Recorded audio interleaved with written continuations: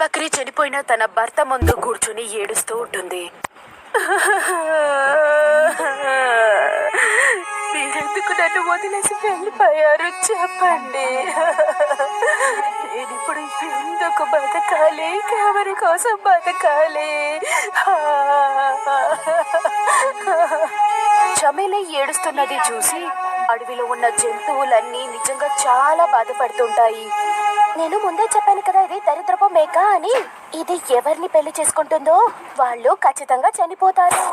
ఇప్పటి వరకు ఈ మేక యొక్క 4 భర్తలు చనిపోయారు. దరిద్రపు మేక ఎక్కడితో? నేనిది చెప్తున్నాను, ఈ మేక నన్ను వదిలేసేయండి.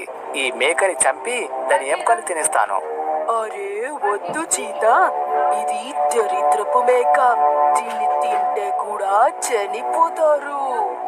అందరూ చమేలి ముందర కూర్చొని పాపం చమేలి గురించి మాట్లాడుకుంటూ ఉంటారు. చమేలి మాత్రం తన భర్తని చూసి పాపం ఏడుస్తూ ఉంటుంది. మిత్రులారా, ఇక్కడి నుంచి పదండి.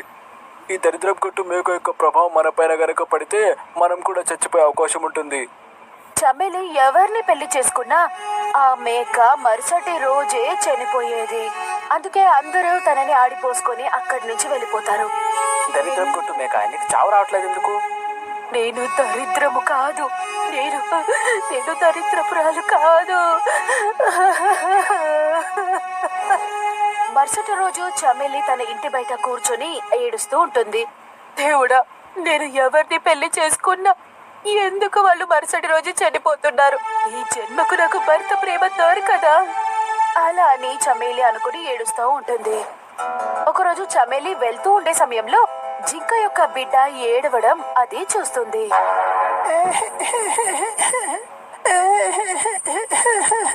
పాపం ఈ బిడ్డ ఎందుకు ఏడుస్తుంది? సరే బిడ్డ దగ్గరికి వెళ్ళి అడుగుదాము అని చమేలి వెళ్తుంది. ఏమైంది నాన్న, ఎందుకు ఏడుస్తున్నావు? నాకు ఆకలేస్తుంది ఆంటీ. అరే అయితే మీ అమ్మ ఎక్కడికి వెళ్ళింది? మా అమ్మ ఎక్కడికి వెళ్ళిపోయింది ఆంటీ. ఏడవకు బిడ్డ, నీకు నేను ఆహారం తీసుకొస్తాను. పాపం బిడ్డ ఏడుస్తున్నాడే అని ఆ బిడ్డ కోసం కొన్ని పండ్లు తీసుకొచ్చి ఇస్తుంది. కానీ అందులో కొన్ని పురుగులుంటాయి. అది తినిన వెంటనే ఆ బిడ్డ చనిపోతాడు.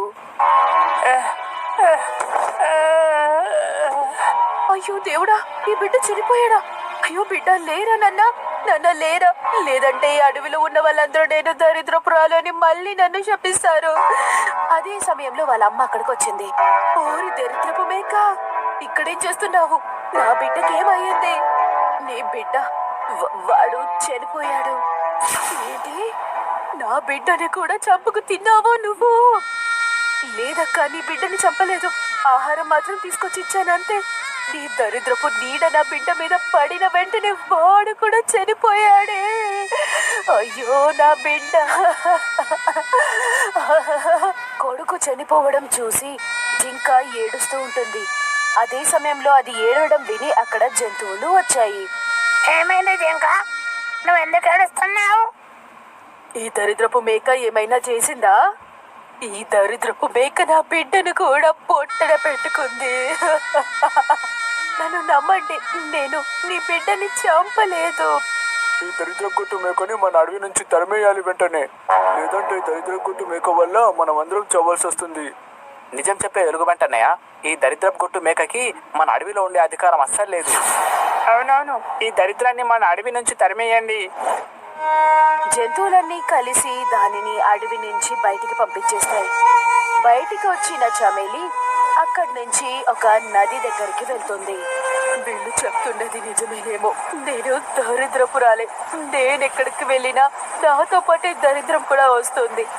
అలా అని ఆలోచిస్తూ అది ఏడవడం ప్రారంభిస్తుంది.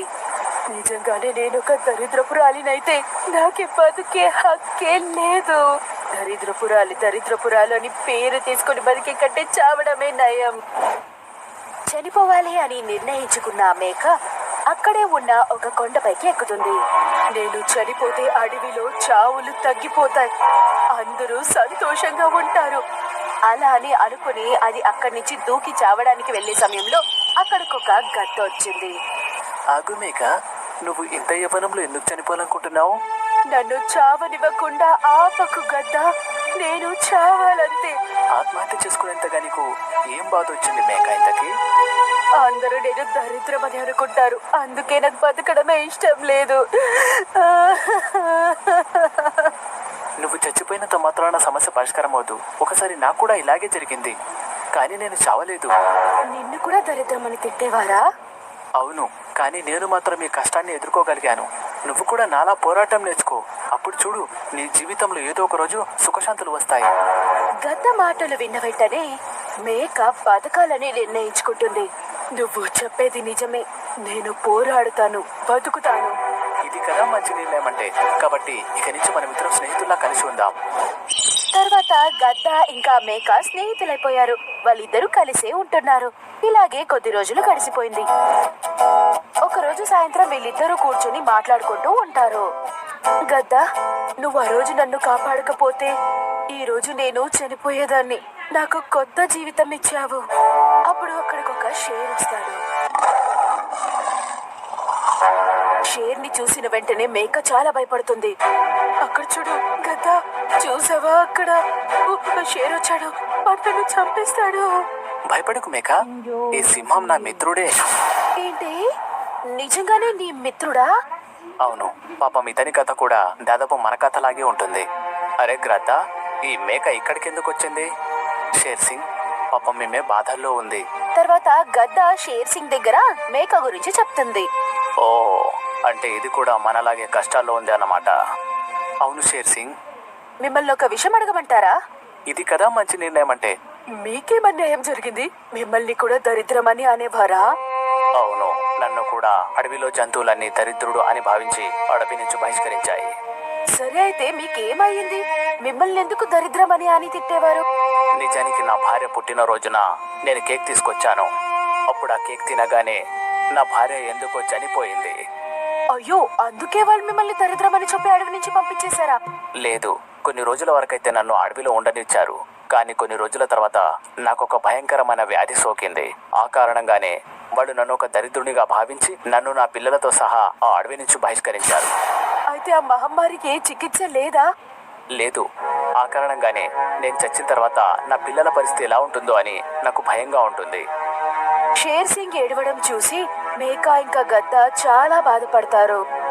షేర్ సింగ్, మీరు బాధపడకండి. ఈ రోజు నుంచి మీ బిడ్డలకి నేను తల్లినై వాళ్ళని బాగా చూసుకుంటా. అది వినిన వెంటనే షేర్ సింగ్ సంతోషిస్తాడు. ఏంటి, నువ్వు నిజం చెప్తున్నావా? అవును షేర్ సింగ్, మీ పిల్లల్ని నేను చూసుకోవాలి, వాళ్ళకి తల్లినవ్వాలనేమో నాకు ఈ కొత్త జీవితం దొరికింది. షేర్ సింగ్ చమేలిని తీసుకొని తన గుహకి వెళ్తాడు. పిల్లలు, మిమ్మల్ని కలవడానికి ఎవరు వచ్చారో చూడండి. నాన్న, ఈమె ఎవరు? ఈమె నా మిత్రురాలు. ఫ్రెండేనా లేక ఇంకేమైనా ఉందా నాన్నగారు? మన్ను అలా అనగానే అది విని మేక సిగ్గుపడుతుంది. తర్వాత షేర్ సింగ్ అంటాడు, వీడి మాటలకు నువ్వు బాధపడకు. వీడింకా చిన్నపిల్లవాడు. వాళ్ళు చిన్నపిల్లలు, కానీ మీరు చిన్నపిల్లవాడు కాదు కదా. అంటే ఏంటి? నేను మీ స్నేహితురాలుగా మాత్రం కాకుండా దానికంటే ఎక్కువ అవ్వాలనుకుంటున్నా. అది విని షేర్ సింగ్ చాలా సంతోషిస్తాడు. అంటే నువ్వు నా పిల్లలకు తల్లిగా మారుతావా? ఆహా, ఈ రోజు నుంచి నేను వాళ్ళ తల్లిని. విన్నారా పిల్లలు, ఈ రోజు నుండి ఈమె మీ తల్లి. కాబట్టి ఈ రోజు నుంచి ఈమె మనతోనే ఉంటుంది. అరే వా, అయితే ఇప్పుడు చాలా మజా వస్తుంది కదా షేరు? అవును మన్ను. అప్పటి నుంచి చమేలి మేక ఆ పిల్లలని చాలా చాలా బాగా చూసుకుంటుంది. పిల్లలు కూడా మేకని తన తల్లిలాగే అనుకుంటారు. తర్వాత వాళ్ళు చాలా సంతోషంగా ఉంటారు. ఇలాగే చాలా రోజులు గడిచిపోతుంది. ఒకరోజు షేరు మరియు మున్ను ఇలానే అంటారు, అమ్మా పద, ఎక్కడైనా బయట తిరగడానికి వెళ్దాం. అవునమ్మా, మనం ఒకసారి బయటకు వెళ్దామమ్మా. సరే పిల్లలు, రండి, ఈ రోజు నేను మిమ్మల్ని నది దగ్గరికి తీసుకెళ్తాను. నది దగ్గరికి చమేలి పిల్లలిద్దరిని తీసుకుని వెళ్తూ ఉంటుంది. ఆ సమయంలో వాళ్ళ ముందర ఒక 2 తోడేళ్లు వచ్చి నిలబడతాయి. అది చూసిన వెంటనే, అరే దేవుడా, ఈ తోడేలు ఎక్కడి నుంచి వచ్చింది? అమ్మా, ఈ తోడేళ్ళు మమ్మల్ని చంపేస్తాయమ్మా, మమ్మల్ని రక్షించమ్మా. భయపడకండి పిల్లలు, నేనుండేదాకా మీకేం జరగనివ్వను. వింటున్నావా రంగా, ఈ మేక ఏం చెప్తుందో? అవును, ఈ మేక ఆ పులి పిల్లల ప్రాణాలు కాపాడడానికి తన ప్రాణాన్ని సైతం త్యాగం చేస్తుందంట. అరే కానీ ఒక మేక ఒక పులితో ఎలా ఉంటుంది చెప్పు. ఆ పులి ఆ మేకతో లవ్ మ్యారేజ్ చేసుకుని ఉంటుంది. అయినా దాంతో మనకేంటి పని? మనం ఈ ముగ్గురిని వేటాడి తినాలంతే. ఆ పద తొందరగా వీళ్ళని వేటాడి చంపి తినేద్దాం. తోడేళ్ళు వాళ్ళ వైపు నడుచుకుని వెళ్తూ ఉంటుంది. అప్పుడు చమేలి అంటుంది, పిల్లలు ప్రాణాలు కాపాడుకోవడానికి మనం ఇక్కడి నుంచి పరిగెత్తాలి. పరిగెత్తుతూ పరిగెత్తుతూ మీ నాన్నని పిలవండి, సరేనా? పదండి.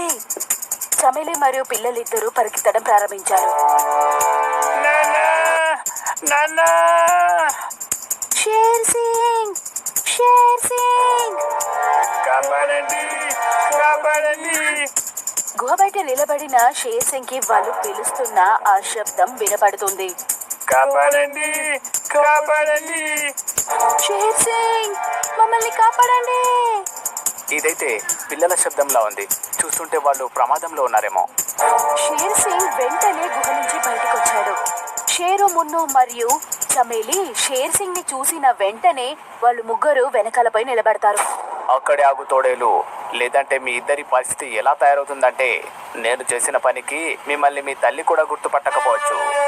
అరే వా, ఏం డైలాగ్ కొట్టావు! పులి మేకల మధ్య స్నేహమా? ఈ దృశ్యమైతే నేను జీవితంలో మొదటిసారి చూస్తున్నాను. యారా షేర్ సింగ్, మేకతో లవ్ మ్యారేజ్ చేసుకున్నావేటి? చమేలి, పిల్లలిద్దరిని తీసుకుని లోపలికి వెళ్ళు. నేను మిమ్మల్ని పిలిచే వరకు మీరు ఎట్టి పరిస్థితుల్లోనూ తలుపు తీయకండి. చమేలి పిల్లల్ని తీసుకుని ఇంటి లోపలికి వెళ్ళిపోతుంది. ఇంకా ఇంటి యొక్క తలుపులు కూడా మూసేస్తుంది. ఏట్ను ఒక్కడివే మమ్మల్ని ఇద్దరిని ఆపగలవే ఏంటి? ఒకవేళ వీడు ఆపకపోతే వీడితో పాటు వీడి కుటుంబాన్ని కూడా మనం తినేద్దామన్నయ్య. మీరు నా కుటుంబం వరకు వెళ్ళడానికంటే ముందు మీరిద్దరూ ముందు నాతో పోరాడాలరా. ప్రపంచవ్యాప్తంగా పేరొందిన వీరు mister fantastic, invisible women, human torch, అలాగే ద థింగ్. మేము నలుగురం ఈ ప్రమాదాన్ని ఎదుర్కొంటాం. ఒక ఫ్యామిలీలా. వద్దు జానీ. ద ఫ్యాంటాస్టిక్ 4 ఈ జులై మీ థియేటర్లలో. చూస్తారేంట్రా, రండి. షేర్ సింగ్ ఇంకా ఆ తోడేళ్లకి పెద్ద గొడవ జరుగుతుంది. ఇలా గొడవ జరుగుతున్న సమయంలో తోడేలు షేర్ సింగ్ ని దూరం నుంచి వచ్చి తోసేస్తుంది. ఓ షేర్ సింగ్ కి ఒంట్లో బాలేదు. అందువల్ల వాళ్ళిద్దరి దగ్గర గొడవ పడినందువల్ల ఆయన అక్కడే చనిపోతాడు. ఓ ఓ ఓ. షేర్ సింగ్ చనిపోయింది విని వాళ్ళు ముగ్గురు లోపల నుంచి చాలా గట్టిగా ఏడవడం ప్రారంభిస్తారు. నిజంగానే నేను దరిద్రపురాలు. మీ నాన్న కూడా మనల్ని వదిలి వెళ్ళిపోయాడు. లేదమ్మా, నాన్నగారికి ఒక పెద్ద వ్యాధి ఉండే. నాన్నగారు చనిపోయింది నీ రావడంతో కాదమ్మా. నిజానికి ఈ వ్యాధి వచ్చిన వాళ్ళు ఎంతో బాధతో మరణిస్తారమ్మా. అవునమ్మా, నిన్ను నువ్వు దరిద్రురాలి అనుకోకమ్మా. నువ్వు లక్కీ అమ్మా. నువ్వు వచ్చిన తర్వాతే కొన్ని రోజుల జీవితాన్ని మేము చాలా ఆనందంగా గడిపామమ్మా. అవునమ్మా, ఇకపై చావు వచ్చినా మాకు ఇలాంటి భయం లేదమ్మా. ఓరి దేవుడా, నేను నిజంగా దరిద్రపురాలే కాకపోతే నాకేమైనా చమత్కారం చూపించు. మేము ముగ్గురం ఇక్కడి నుంచి తప్పించుకుని వెళ్తే నేను దరిద్రపురాలు కాదని నేను నమ్ముతాను. నువ్వు చూస్తుండమ్మా, మనం తప్పకుండా ప్రాణాలతో వెళ్తాము. ఎందుకంటే నువ్వు దరిద్రపురాలు కాదు, నువ్వు లక్కివమ్మా. తోడేలు వాళ్ళని చంపడానికి తయారుగా ఉన్నారు. సింహం అయితే చచ్చిపోయింది. ఇక దాని పిల్లలు మరియు మేక మిగిలి ఉన్నాయి. తర్వాత ఆ తోడేలు గట్టిగా ఆ వాకల్ని పట్టుకుంటుంది. తలుపు తెరువు మేక. చూడు, నీ చావు నీ ఎదుటే నిలబడి ఉంది. ఎప్పటి వరకు దాక్కుంటావు మేక? ఎప్పుడు ఒకసారి బయటకు రావాల్సిందే కదా. నువ్వెప్పుడైతే బయటకు వస్తావో అలా బయటకు వచ్చిన రోజున మేము నిన్ను నీ పిల్లల్ని వేటాడి చంపి తింటాము. తర్వాత వాళ్ళు బయటికి వచ్చాక చంపాలి అని ఈ తోడేళ్ళు అక్కడే కూర్చుండిపోతారు.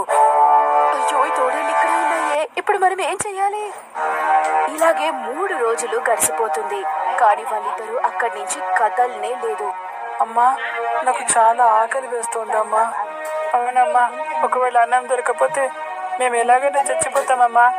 షేర్ సింగ్ యొక్క పిల్లలకి 3 రోజులుగా ఆహారం నీళ్లు లేనందువల్ల చాలా బాధపడుతున్నారు.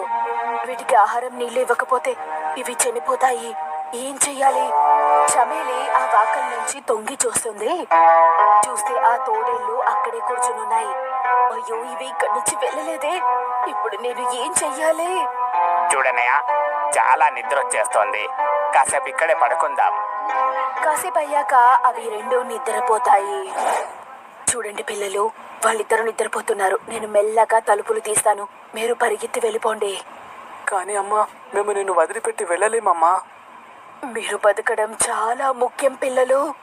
లేదమ్మా, నువ్వు లేకుండా మేము ఇక్కడి నుంచి ఎక్కడికి వెళ్ళలేమమ్మా. సరే అయితే ముందు మీరిద్దరు పరిగెత్తుకుంటూ వెళ్ళండి, తర్వాత మీ వెనకాల నేను వస్తా. సరే అమ్మా. తర్వాత చమేలి మెల్లగా తలుపులు తీస్తుంది. పిల్లలు మొదట బయటకు వచ్చారు. తర్వాత వెనకాల మేక కూడా రావడం ప్రారంభించింది.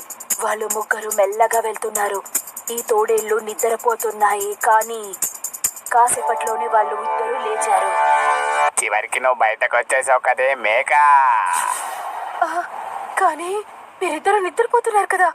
మేము పడుకోలేదు, పడుకున్నట్టుగా నటించాము. మీరు బయటకు రావాలని అలా చేశాము. అది నమ్మేసి మీరు పిచ్చి వాళ్ళలా బయటకు వచ్చేసారు కదూ. చూడండి తోడేళ్ళు, మీరు నన్ను చంపినా పర్లేదు, కానీ పిల్లల్ని దయచేసి వదిలేయండి. అయినా నీకు ఈ పిల్లల పైన ఇంత ప్రేమ ఏంటి? వీళ్ళు నీ పిల్లలు కాదు కదా. అవును నిజమే, వీళ్ళు నా పిల్లలు కారు, కానీ నా పిల్లల కంటే ఎక్కువగా నేను చూసుకున్నా. దయచేసి వాళ్ళని వెళ్ళనివ్వు, దయచేసి వాళ్ళు చిన్న పిల్లలు. సరే చూడండి పిల్లలు, మీరు ఇక్కడి నుంచి వెళ్ళిపోండి. ఇక్కడి నుంచి. లేదమ్మా, మేము నిన్ను ఒక్కదాన్ని వదిలిపెట్టి వెళ్ళలేమమ్మా. అవునమ్మా, కలిసే బ్రతికేమో, కలిసే చేద్దామమ్మా. పిల్లలు, మీరు ఇంకా ప్రపంచాన్ని చూడలేదు. వెళ్ళిపోండి పిల్లలు, వెళ్ళిపోండి. లేదమ్మా, మేము వెళ్ళమమ్మా. వెళ్ళిపోండి పిల్లలు, నా మీద ప్రమాణం, మీ సవతి తల్లి మీద ప్రమాణం. వాళ్ళ తల్లి మీద ప్రమాణం అని చెప్పగానే పిల్లలు అక్కడి నుంచి వెళ్ళిపోతారు. వాళ్ళు వెళ్ళగానే చమేలి వాళ్ళ దగ్గరికి వెళ్ళి, నా పిల్లల్ని వెళ్ళనిచ్చారు, నాకు అదే చాలు, మీకు ధన్యవాదాలు, ఇప్పుడు నన్ను తినేయండి, రండి మీరు తినండి నన్ను. అక్కడి నుంచి పరిగెత్తుకుంటూ వెళ్తున్న ఆ పిల్లలకి వాళ్ళ సవతి తల్లి గుర్తుకొస్తుంది. మనం పుల్లులం కదా, మనం ఇలా పిరికి వాళ్ళ అమ్మని చావు బ్రతుకుల్లో వదిలేసి ఎలా వెళ్ళిపోగలం చెప్పు? అవును, మనం అమ్మని ఎలాగైనా కాపాడాలి. ఇక అమ్మని కాపాడడానికి మనం ప్రాణత్యాగానికైనా సిద్ధమవ్వాలి. కానీ మనం అమ్మని ఎలా కాపాడాలి? ఆ తోడేళ్ళైతే చాలా పెద్దగా ఉన్నాయి కదా, మనం చాలా చిన్నగా ఉన్నాం కదా. యుద్ధంలో బలమే కాదు, ఆత్మస్థైర్యం కూడా ఉండాలి. ఇక మన లోపలైతే పుట్టుక నుంచి ధైర్యం ఎక్కువగా ఉంటుంది కదా. సరే అయితే ఇక మనం ప్రయత్నిద్దాం పదా. తర్వాత ఆ పిల్లలిద్దరూ ఆ తోడేళ్ల దగ్గరికి పరిగెత్తుకుంటూ వచ్చి ఇలా అని అంటాయి, మీరిద్దరు వెనక్కి తిరిగి వచ్చారేంటి? మీకు ప్రాణాల మీద తీపి లేదా? మాకు మా ప్రాణాల కంటే మా అమ్మ ప్రాణాలు చాలా ముఖ్యమైనవి. మా అమ్మని కాపాడడానికి మేము వచ్చాము. కానీ మీ ఇద్దరు మా నుండి మీ అమ్మని ఎలా కాపాడుకుంటారు? ఇంతకీ మీరైతే చిన్న పిల్లలు కదా. అవును పిల్లలమే, కానీ పులి పిల్లలము. నువ్వు మా అమ్మని చంపడానికంటే ముందు మాతో పోరాడండి తోడెల్లారా. ఆ పిల్లలిద్దరూ తోడేళ్ల మీద ఊరికి వెళ్తాయి. తోడేళ్ళు ఆ పిల్లల్ని ఊరికి వదలలేదు. ఆ పిల్లల్ని పాపం చాలా గాయపరుస్తాయి.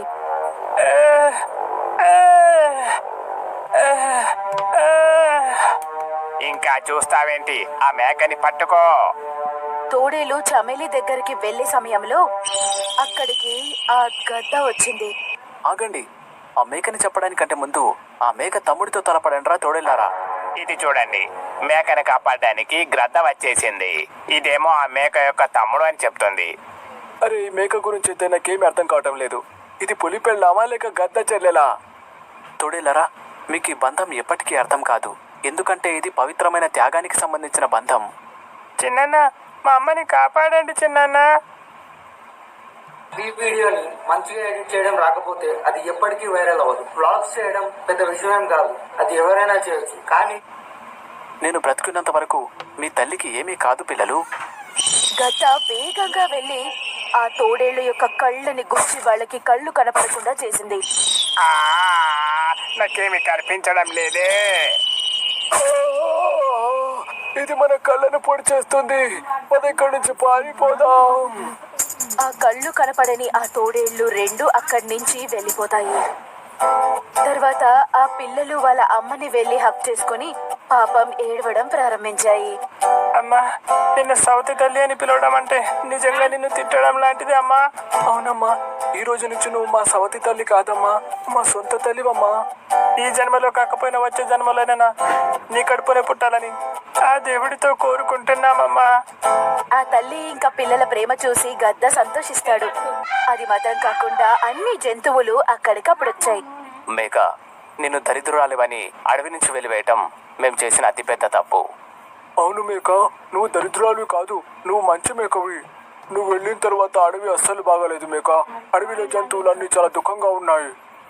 అవును మేక, నీ పవిత్రమైన పాదాలు ఈ అడవిలో పెట్టి మేము నాశనం కాకుండా కాపాడు చెల్లి. అవును మేక చెల్లి, మేము నిన్ను తీసుకెళ్ళడానికి వచ్చాము. పద, మనం వెళ్దాం. జంతువులన్నీ చమేలి దగ్గర క్షమాపణలు అడుగుతారు. దాని తర్వాత అది కూడా ఒప్పుకుంటుంది అక్కడి నుంచి అడవిలోకి వెళ్ళడానికి. సరే అయితే నేను మీతో రావడానికి తయారుగా ఉన్నా, కానీ నాదొక షరతు ఉంది.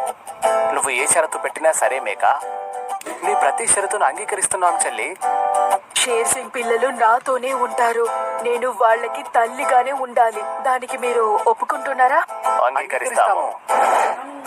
తర్వాత చమేలి పిల్లల్ని తీసుకుని దాని యొక్క పాతతో పాటు అది చాలా సంతోషంగా తన జీవితాన్ని సాగిస్తుంది.